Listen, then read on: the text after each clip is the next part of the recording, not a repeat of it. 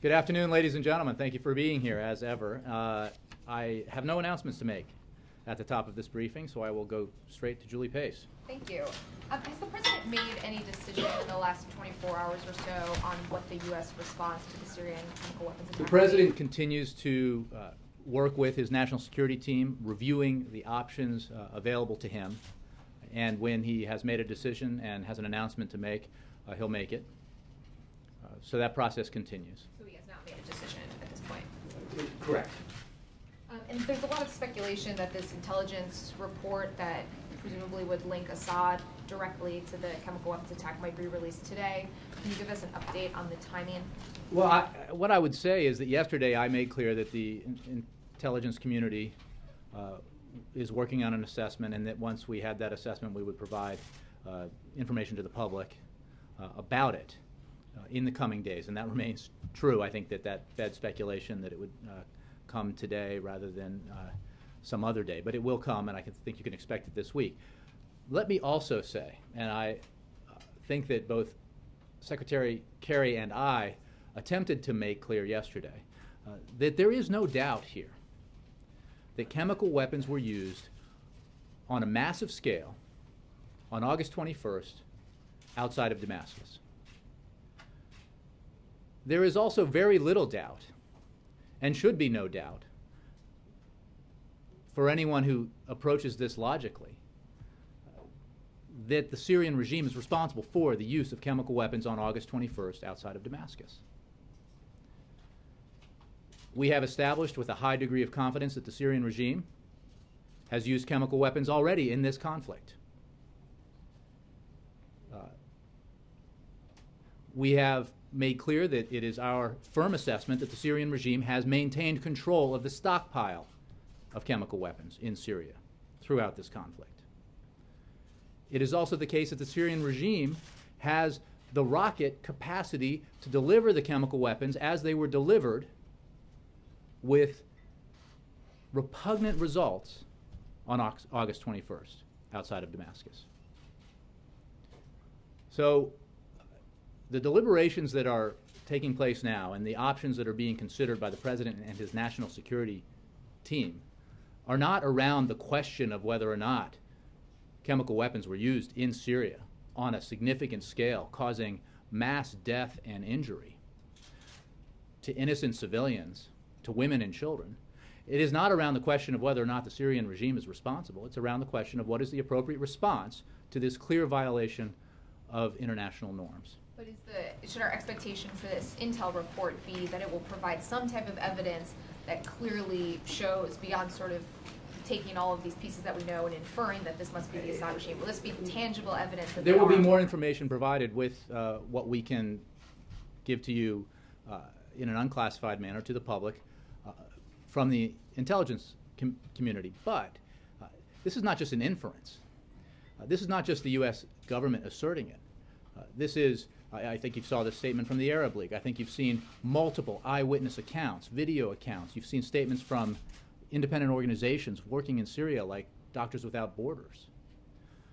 Some of your colleagues who are risking their lives to cover this story in Syria have provided substantial confirmation of what occurred on August 21st. So what the President is engaged in is a process of deciding, as he consults with international allies and as his administration consults with Congress, about what the appropriate response to this flagrant violation of international norms should be. And there must be a response. British Prime Minister David Cameron is recalling Parliament this week. There's going to be a motion put forward on Thursday, a vote on authorizing the British response. Is it fair to say that President Obama is not going to recall Congress to seek some type of similar measure before proceeding? Well, first of all, I don't want to engage in speculation about a course of action that has not been decided upon. When the President has an announcement to make, he'll make it. As this process is undertaken, we are consulting directly with House and Senate leaders in Congress. We are consulting directly with the leadership of the relevant committees, as well as with other members of Congress who have a keen interest in this matter. I think you've seen that documented by some members who have spoken to it, and that process will continue. We think it's very important that the consultation process take place in a matter like this of such gravity. We are also, as we've made clear, engaging with our international partners. There's a substantial list of communications that the Secretary of State has had. The President himself, as we've read out to you, has had consultations with Canadian Prime Minister Harper today, and in recent days with British Prime Minister Cameron, French President Hollande, and Australian Prime Minister Rudd. And I would anticipate that the President will continue to make calls to his counterparts throughout the week. When it comes to processes, I think, which goes to your question, I'm not going to, it presupposes a course of action that hasn't been decided upon. The fact that Cameron is in a position to recall his parliament, say he's going to put forward a motion and have a vote on Thursday, seems to suggest a broad that statement. Let me just make it, obviously this is a different country with a different form of government. I'm just talking about whether something's been decided. I mean, the fact that he's in position to take this step on Thursday seems to indicate something has been decided. Well, no, nothing has been decided, as I said in response to your first question. We are in direct contact with Prime Minister Cameron and his government, and the President himself has spoken with the Prime Minister, as he has with other foreign leaders, and those consultations will continue. And we share the views of the British government about the appalling nature of the transgression that occurred in Syria, and are consulting with the British and other allies and partners about the appropriate response. Yes, Mark. So Jay, you were very firm in saying just now that there's little doubt that the Syrian regime was in fact responsible for this chemical attack. So in that context, what is the purpose of this intelligence report? Is it to legitimize, to get rid of any remaining doubt and therefore legitimize a response in the eyes of the international community? I'm not aware of any doubt that exists. I think that maybe if you take Bashar al-Assad seriously on these matters, you might have some doubt, but there's no evidence to suggest that he has any credibility when it comes to his statements about the use of chemical weapons in Syria. The actions taken by his regime in response to, in the immediate aftermath of this heinous attack, demonstrate his lack of credibility. And we believe that a careful review of the facts leads to the conclusion that the regime was behind this. Again, it's undeniable that chemical weapons were used on a large scale. We know that the regime maintains custody of the chemical weapons in Syria and uses the types of rockets that were used to deliver chemical weapons on August 21st. The opposition does not. We also know that the opposition does not have the capabilities that the Syrian regime has. And as I mentioned earlier, we have already had an assessment by the intelligence community with a high degree of confidence that the Syrian regime has used, on a smaller scale, chemical weapons in this conflict already. So suggestions that there's any doubt about who's responsible for this are as preposterous as suggestions that the attack itself didn't occur. Secretary Hagel said, I guess it was yesterday, that if any action was taken, it would be in concert with the international community and within the framework of legal justification. Is any legal justification lacking prior to any action by the United States on this? And does the international community need any further convincing? Well, I'm not going to make legal justifications for actions that haven't been decided upon. When the President makes a decision about what the appropriate response for the United States is, we will and he will provide ample context for the decision that he makes. But prior to that, I'm not going to speculate about what that context will be, because an announcement has not been made and a decision is pending as the President and his team review the options available to them. And finally, the United States yesterday postponed with Russia talks in The Hague. Russia calls that regrettable. What is the United States trying to say or communicate to Russia about Syria? That it should accept a military response, that should not stand in the way or object? What are we trying to communicate to Russia? Well, the meeting that you mentioned has been postponed, not canceled. We are very engaged in the process of pursuing a political resolution to this conflict. We have stated it for a long time that there is no military solution available here, that the way to bring about a better future in Syria is through negotiation and a political resolution. And it is our firm belief that Bashar al-Assad has long since forsaken any legitimacy that he might have to lead, and that Syria's future must be one that is without Assad in power. But that is a process that has to take place through negotiation, and we will continue to engage in all the many ways that we have in an effort to bring about that reconciliation or that process, that settlement. But you know, what we are focused on this week, obviously, is the response to a specific violation of international norms. And I think it's important, I was asked about this yesterday, and I think it's important to look at what we're talking about when we talk about international norms. The effort to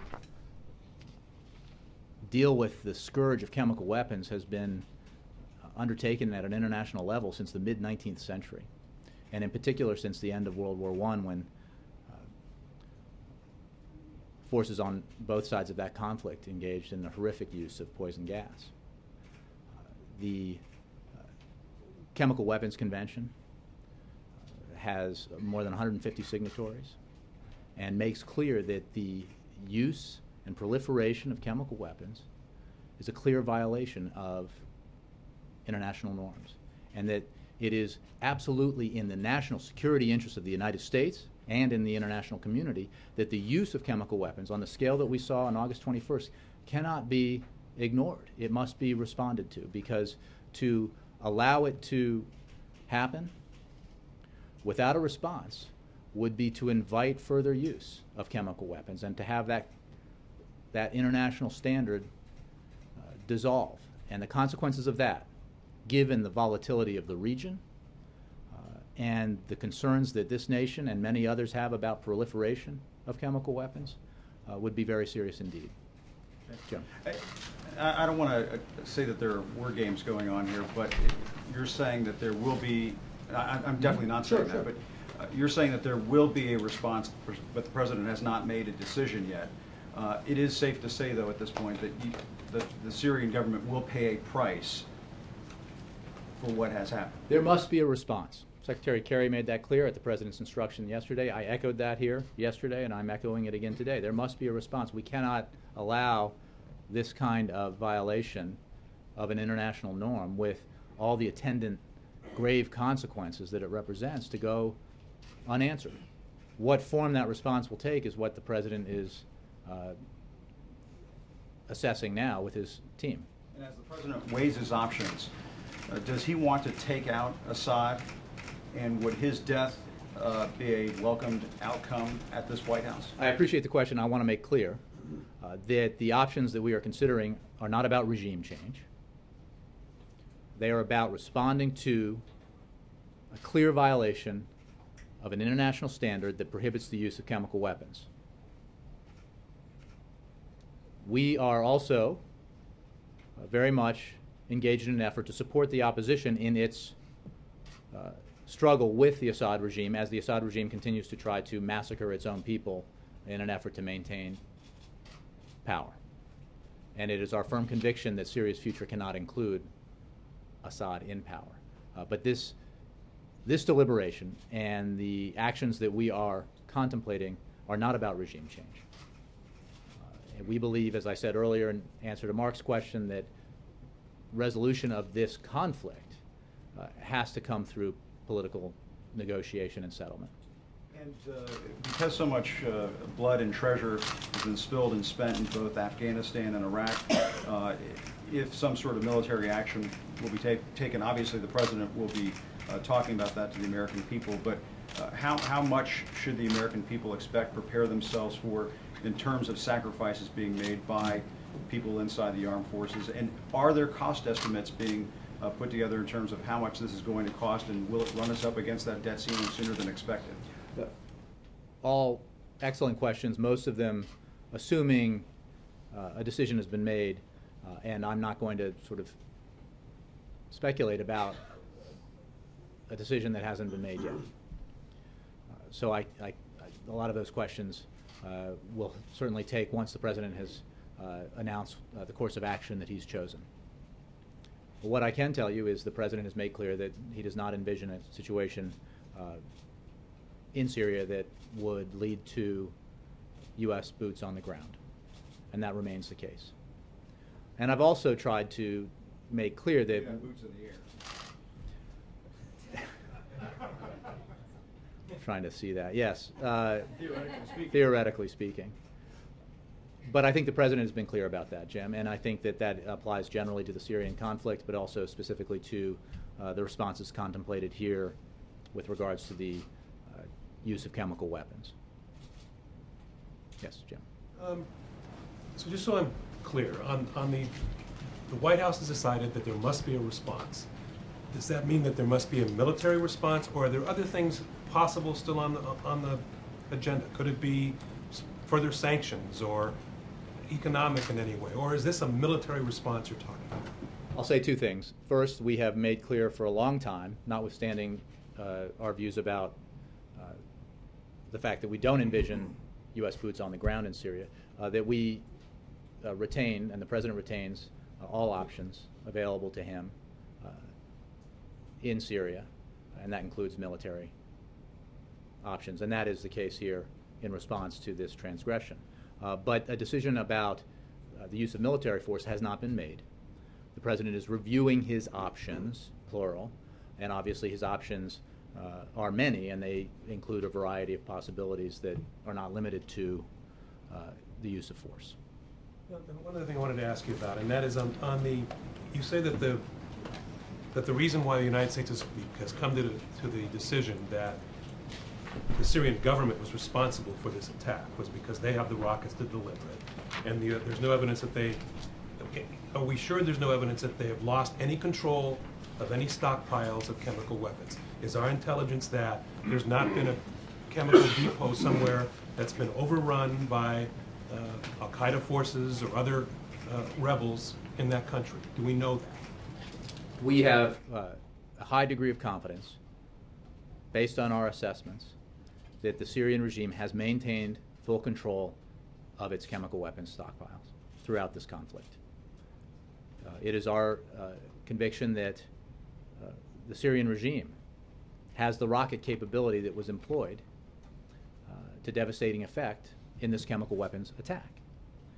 It is abundantly obvious to those who have covered this conflict, who were covering it last week, to the international organizations present on the ground, that the Syrian regime was engaged in an effort to clear these particular regions of opposition forces with violent force prior to the use of chemical weapons, and in the immediate aftermath of the use of chemical weapons,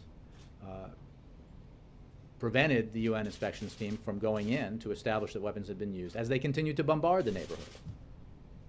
And they continued to do that yesterday after the UN inspection team finally, after being attacked, was able to make it to one area that they needed to visit. After they left, they continued to bombard the area, which is a clear effort to try to dispose of evidence. Finally, just one more if I could, and that is, if the aim here is to make sure or to punish the Syrian government for using chemical weapons and to discourage them from using them again, there are those who argue that the best way to do that is in fact to take out Assad and to have regime change. What is the argument against that from the White House, from those who are calling for exactly that? Well, as I noted earlier, the options that are being considered are not, do not contain within them a regime change focus, and that is not what we are contemplating here. We are examining options to respond to this violation. And as I tried to say yesterday, this is obviously a terrible conflict that has exacted a horrific price on the Syrian people and the region. And it is ongoing, and we have stepped up our support for the opposition and our humanitarian support for the Syrian people and for the countries that are dealing with the refugee crisis related to the Syrian conflict. The use of chemical weapons on the scale that we saw is a separate and distinct fact that needs to be responded to. and it will be responded to in some form, because the President believes, and many of our allies and partners clearly believe, and as I stated earlier, and I understated the number of nations who have participated in the Chemical Weapons Convention. It's 189 nations representing about 98% of the global population, all have a stake in ensuring that that international norm is maintained and respected. And so a clear violation of it, a flagrant violation of it, that has resulted in mass death, the killing of innocent women and children, has to be responded to. And I understand that, Jay, but when my question is, what is the response as to, if the way to do this, as some say, is to prevent it from happening again, is to take out the guy who's doing it? What's the reason why the White House doesn't want to do that? Why don't you want to do that? It is not our position, it is not our policy position to respond to this through regime change. We will take an appropriate response, and we are evaluating, the President and his team are evaluating the options available to them, and the President will make an assessment and an announcement in due time. We also maintain a policy with regards to the conflict, which has us providing significant support to the opposition, significant humanitarian support to the Syrian people, that is designed to help bring about a transition in Syria, a political transition that will allow Syria the future that its people deserves. But I don't think you're answering why you ruled it out. The why It's question. just, it is not our policy to respond to this transgression with regime change. Yeah. Is it necessary for the United Nations to arbitrate this international violation?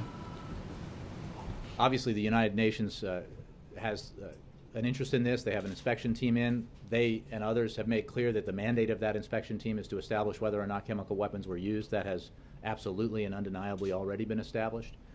They are not assigned the responsibility of assigning culpability, so that the work of that team is redundant, you might say, because it is clearly established already that chemical weapons have been used on a significant scale.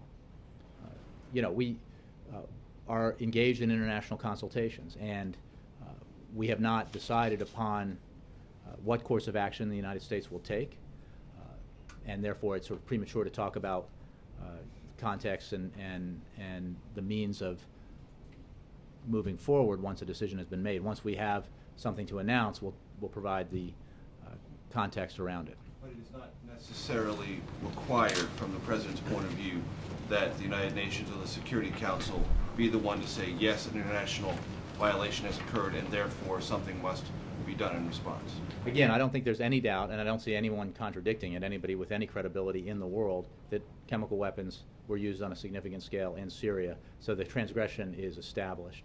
Beyond that, we will have more to say once a decision has been made about the response that will be taken. Broadly speaking, I think it's important to note that it is in the clear national security interest of the United States that the use or proliferation of chemical weapons on this scale not go unanswered.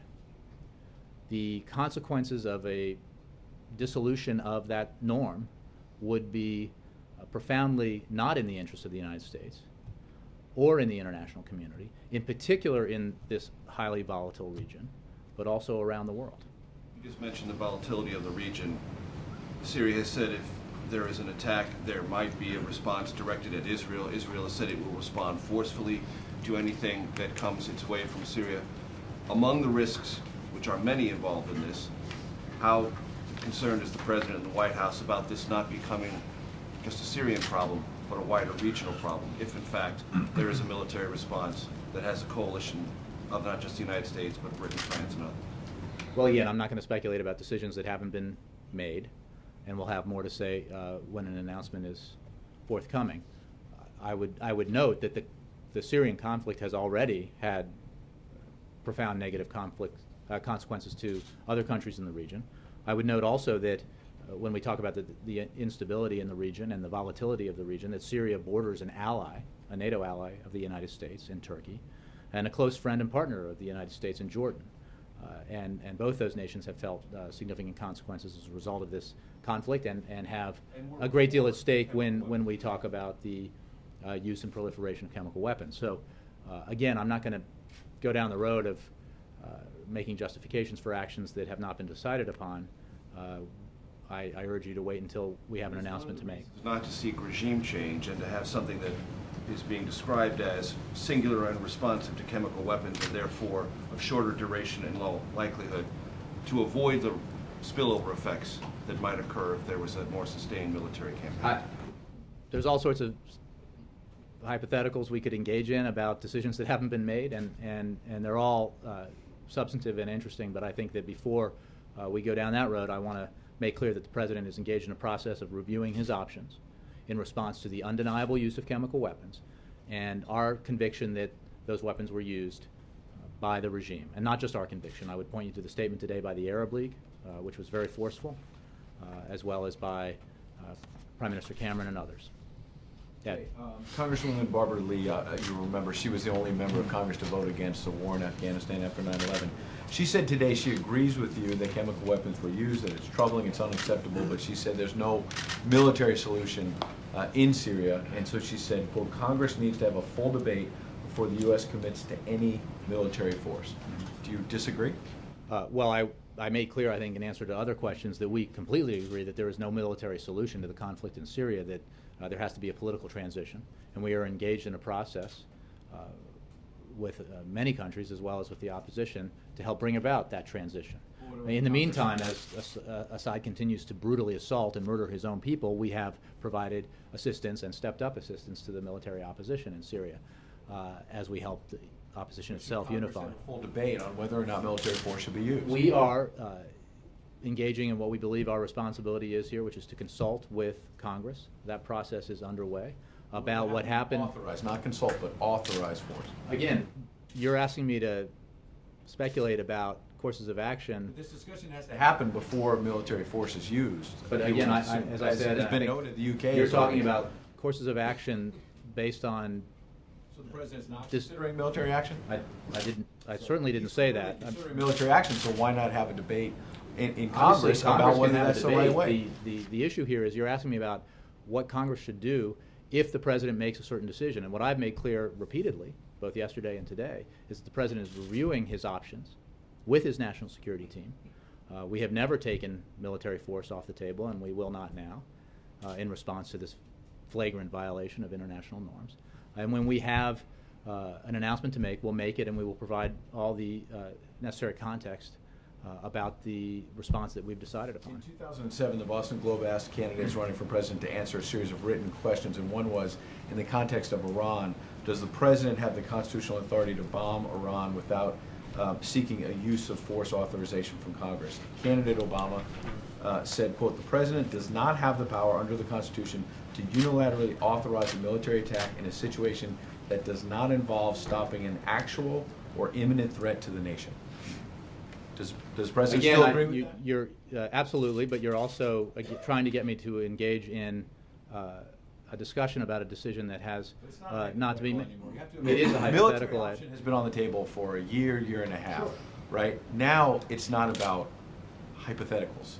We're maybe within days, if not hours, of the president making a decision, correct? It is correct that the president is working with his national security team, reviewing the options available to him to respond to the clear violation of an international norm by the Syrian regime with the use of, on a significant scale, chemical weapons against innocent civilians. A. B. As I made clear, it is clearly in the United States national security interests that that norm be maintained, because the consequences of that standard dissolving are enormous and very detrimental to the interests of the United States and very detrimental to the international community, to our allies and partners in the region, and to the world at large. Today, but I'm saying the standard in 2007 to candidate Obama was an actual or imminent threat to the nation. Do you believe that exists right now, an actual or imminent threat to the United States? I believe that absolutely allowing the use of chemical weapons on a significant scale to take place without a response would present a significant challenge to, or threat to, the United States national security interests. Not just our allies in the region, but to the United States. Thank you.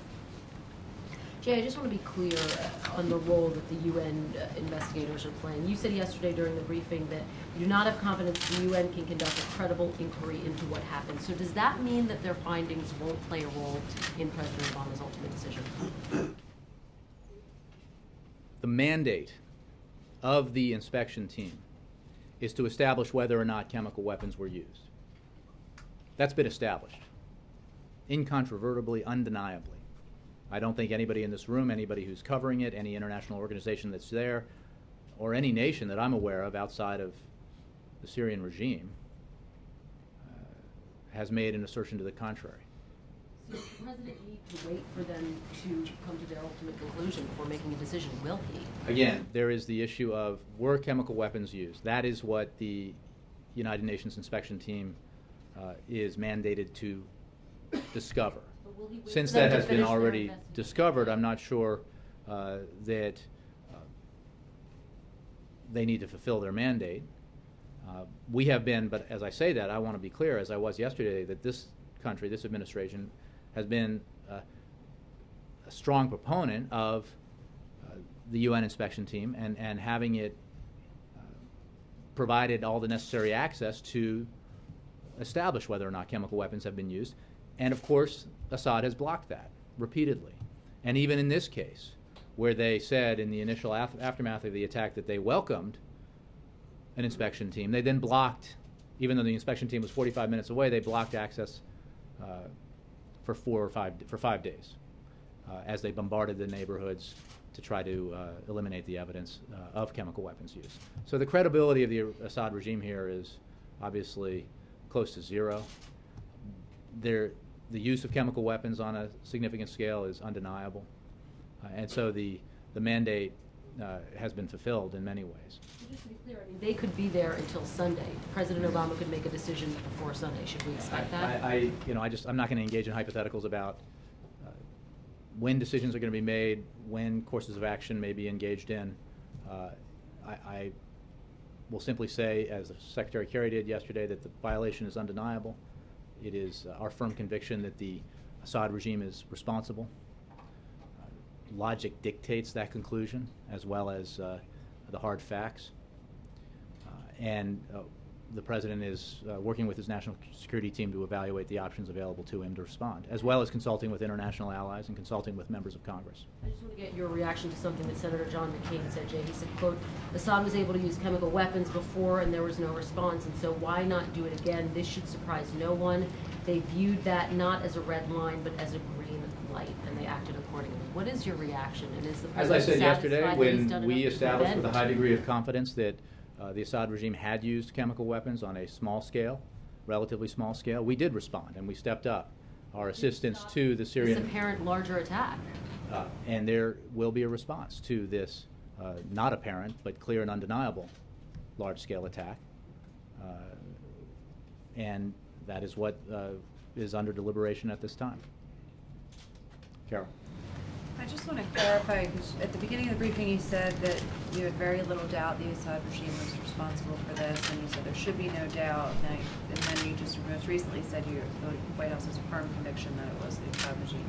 So are you 100, in your White House's view, you're 100% sure that the Assad regime was responsible for this? We see no evidence of any alternative scenario.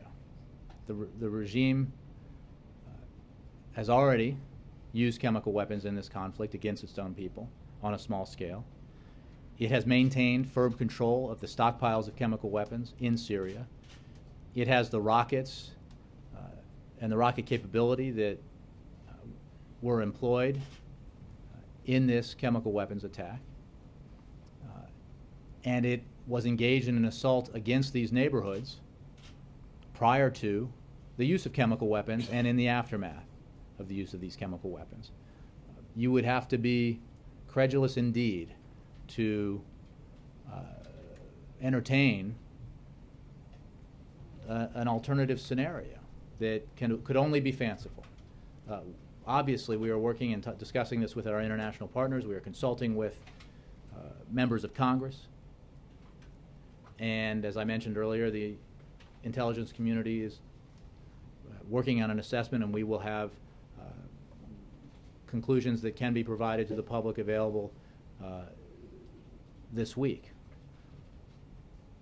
But I think it's important to note that it is clear already that chemical weapons were used on a large scale, undeniable, and that the Assad regime is the only possible force that could have deployed them. And there has to be a response to that clear violation of international norms. And then just one other thing more broadly, when the president is facing a situation like the deliberations that he's currently having about what to do in response to Syria, what does the White House think its obligations are under the War Powers Resolution? Again, I don't want to speculate about courses of action that haven't been decided upon, and that involves. I mean, in general, what is the president's philosophical? How does he view his role and the White House's role in terms of what he's obligated to do under that resolution? We feel generally that it is essential to consult with leaders of Congress, and that is what we're doing in a matter like this, even as we engage in a process of evaluating the options available to us. And that's why we're doing what we're doing, and that's why we've, as I think you've seen reported, had discussions with relevant members of Congress and leaders of committees and leaders of the Congress at large. Yeah. Jay, following the inevitable response, whatever it will be, what steps is the U.S. prepared to take to secure the chemical weapons stockpiles? The disposition of chemical weapons in Syria has long been a significant concern of the United States and our allies and partners, and it will continue to be a significant concern. We have, as I've said earlier, confidence that the Syrian regime has maintained control of the chemical weapons in Syria. They have also used the chemical weapons under their control in Syria against innocent Syrians on several occasions on a small scale, and now on August 21st on a large scale. And that's a repugnant fact. But I can't predict anything beyond the fact that this remains a significant concern of the United States. The proliferation, the disposition of weapons of mass destruction, the potential proliferation of weapons of mass destruction is an obvious concern of the United States, and the President has made it a very high priority to counter the proliferation of weapons of mass destruction. Well, you've excluded, and the President has, boots on the ground in Syria. You've also outlined the concerns about the threats to the neighbors there. So short of boots on the ground, what could the U.S. do to make sure that those stockpiles are secure? We have made clear throughout this conflict our views about the disposition of and the potential use or proliferation of chemical weapons in Syria. That's what we're discussing now. The violation is clear, and it has to be responded to in order to establish around the world that the Chemical Weapons Convention that 98% of the population has signed on to has to be respected, because the consequences of not respecting it are significant and grave and threaten the national security of the United States as well as the international community. So, I can't predict, as this conflict continues, what course of action the regime might take with its stockpiles of chemical weapons. What I can tell you is that the use of those weapons, or the proliferations of those weapons, must be, in our view, responded to because of the gravity of that transgression. Roger. Whatever decision is made, and whenever it's made, will the President seek UN approval or some sort of backing? Again, I can't speculate about context here until the President has decided upon a course of action in response to this violation. There will be a response, but questions like that depend on the course of action he decides to take. Leaving the door open for that. I suppose you could say that, Roger. I'm simply saying that I'm not going to speculate about a course of action that hasn't been decided upon. One other thing. Does it make sense for the President to consult with G20 leaders in person next week before deciding? The President believes that this is a grave transgression, and it merits a response. He will obviously take the time necessary to evaluate the options available to him in deciding upon what is the appropriate response by the United States, in consultation with our allies and partners, in consultation with leaders in Congress. And when he has decided upon a course of action, he will obviously inform the public about it. I wouldn't put a timetable on it. The President will be, as you know, attending the G20 summit, but that's a fixed date, and we are in the process of evaluating options in response to this transgression this week. Jay, you said earlier that Assad had a strategic purpose in using these weapons. He was trying to clear this area. Putting aside the goal of regime change, which you said is not yours right now, do we have any strategic goal at all? Are we, in developing this response, is the goal to change the dynamic on the ground, balance of power, in any way? It is our view that the use of chemical weapons on the scale that we have seen now on August 21st in Syria merits a response. And it has to be clear that there's a consequence to that clear violation of international norms. So the goal here is to make clear that this is unacceptable, that it is a red line that has been crossed, and it is a red line that was established by 198 nations, 98% of the world's population. And to allow it to happen without a response would be to give a green light to the Assad regime and other potential users of chemical weapons that there will be no consequences to the use of chemical weapons. And that is profoundly not in the interest of the United States, our allies and partners, to the region or the world. Is that a strategic goal, or you're just trying to send a message? I'm not sure the distinction you're making. We are evaluating options available to the United States to respond to this clear violation of an international norm. Is the goal to have an impact on the conflict? I think I made clear yesterday that we are engaged in a long-term policy of supporting the opposition in its struggles against the brutal war being waged upon it by the Assad regime. We are not evaluating this option as a measure to, as part of an effort to affect the, it is a separate matter in our view, because it is a transgression of an international norm. And our policy of support, as I said multiple times today and yesterday, it is our view that the conflict, the ongoing conflict in Syria, has to be resolved through a political transition. It cannot be resolved through a military resolution. Right. One of the reasons you're supporting the rebels is to convince Assad to come to the negotiating table. I thought that was the purpose of sometimes military effort, is to achieve a negotiated outcome. Well, there's no question that we view it as the correct policy, as do many nations around the world, to support the opposition in its efforts to withstand the brutal assault that Assad has been waging. Ultimately, though, there has to be a political process that creates the transition necessary for Syria's future. Well, I guess my follow-up to that is you're potentially about to spend many hundreds of millions or billions of dollars in this response.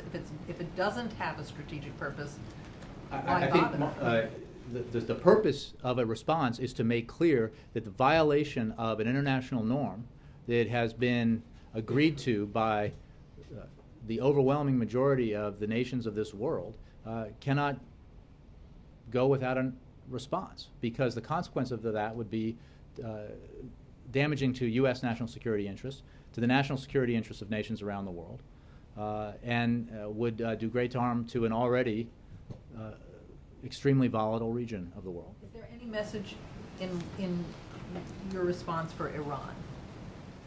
Obviously, the message to Syria is pretty clear, as you described it. Again, I think any message in this for Iran? Our view is that the use or proliferation of chemical weapons, weapons of mass destruction, has to be responded to, and I think that has to be made clear to any potential user of these kinds of weapons. Jay, can I follow up Christy. on this? Thank you, Jay. The president just on Thursday said that if one country attacked another without a UN mandate, it would raise questions about whether international law supported it. When he said UN mandate in that context, what did he mean? Again, Chrissy, I don't want to engage in speculation about what decision the president will make or course of action he's decided. I think, as I said in answer to Ed's question, that the president has long said as a candidate and as president that he will absolutely take action when he views that the national security interests of the United States are at stake. So let me just ask this. Is it possible to have a UN mandate without having a Security Council resolution? And you would have to ask our UN Conceptually, is that possible? representation. Again, conceptually, I think it's related to the question at hand, and I'm not going to speculate about what courses of action we're going to take until the president has decided on the option he wants to embrace. Emma? Thank you, Jay. My last question. Today, Wall Street Journal article says that why Obama is pulling into Syria after 2 years later. The answer is Iran, because Iran has already involved itself in the war in Syria. The Iran factor, in short, is the elephant in the room. So is Iran a bigger trigger than chemical weapons for U.S. involvement? Iran has been involved in supporting the Assad regime for a long time in this conflict. We've made clear that fact and what it says about who's Assad's friends are. The options we are assessing at this time have to do with our belief that the use of chemical weapons needs to be responded to, and that is the context of the decision-making process that's underway. Thanks, Jay. April? Jay, at this time, is there irony for this White House and the president as you're 50 years out from celebrating and commemorating nonviolence and peace? The president is looking at strong options against Syria. The president has made clear ever since he launched his campaign for president that he, as commander-in-chief, will take actions necessary to defend the United States, to defend the national security of the United States, to defend the American people at home and abroad. I think he gave a memorable speech about it, about his views on this matter in Copenhagen in 2009. And I think you've seen throughout his presidency his commitment to ending wars, as he has demonstrated by withdrawing from Iraq, when he views that as is in our national security interests, to winding down the war in Afghanistan, which is happening now. But he has also demonstrated a commitment and a conviction that when national security interests of the United States are at stake, he will take action. Again, that's a broad statement. I am not presupposing, in answer to any of these questions, a course of action. When the president has an announcement, he'll make it. Well, I want to ask you one last question. What do you say to those, especially those loud voices that we heard with some of the most recent wars? People who don't want strikes, who just want peace. What do you say to them? Again, I don't want to go down the road of answering a question that presupposes that the president has decided upon a course of action. When he is evaluating options available to him, there are a variety of options available to him, and I will leave it to him to make that announcement when he has. Even though they're not boots on the ground, there could be military in the air, and there's still Again, this is speculation about. Well. Sure, that's speculation about the options that are available to him, but he is evaluating those options now. Let me make this, Mike, the last one. Sure.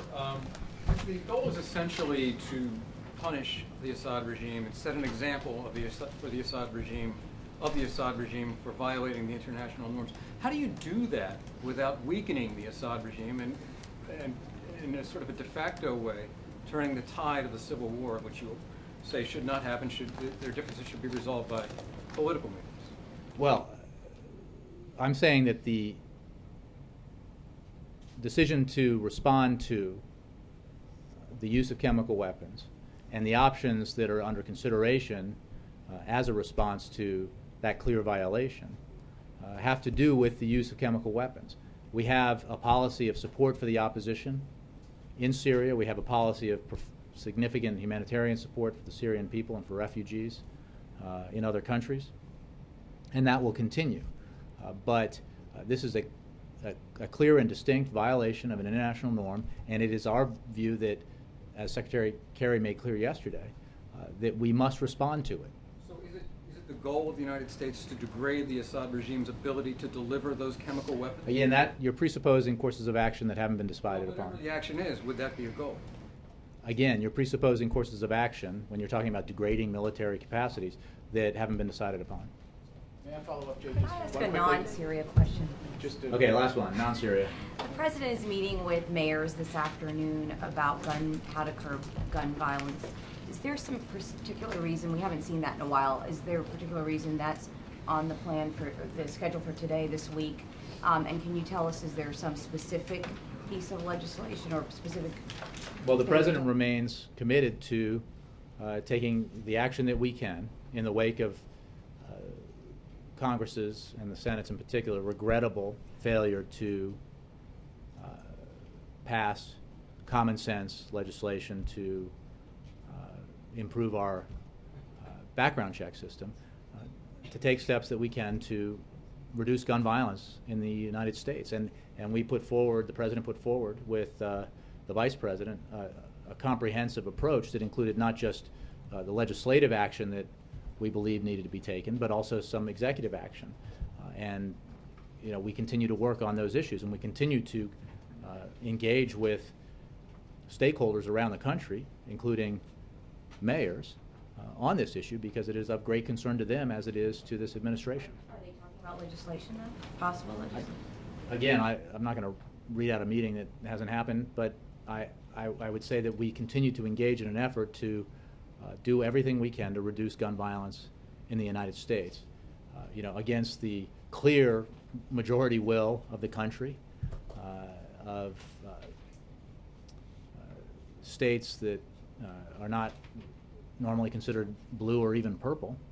The Senate chose to block common sense legislation that would have simply improved a background check system that everybody believes is necessary to make sure that people who should not have guns can obtain them. So I don't have a specific agenda for you, except that this remains an issue the president and the administration are concerned about. I understand they're not coming out. Will you release the list of the mayors? I'll have to take the question. I'm not sure what our...